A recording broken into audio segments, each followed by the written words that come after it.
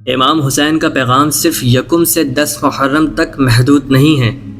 آج جو کچھ پوری دنیا میں ہو رہا ہے، جو اسرائیل دندناتا پھر رہا ہے، یہ سب یزیدی سوچ کی ہی شکلیں ہیں۔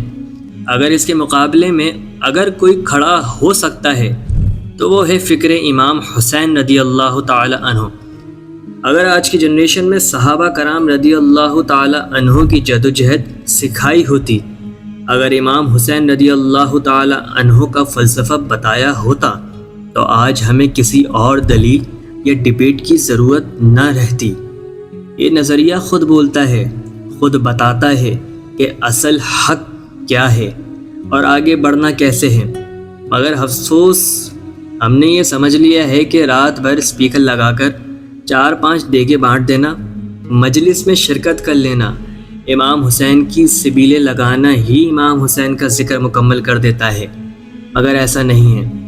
حسین رضی اللہ تعالی عنہ ایک فکر ہیں، ایک راستہ ہیں، ہر دور کے یزید کے خلاف اٹھنے کی ہمت کا نام ہے۔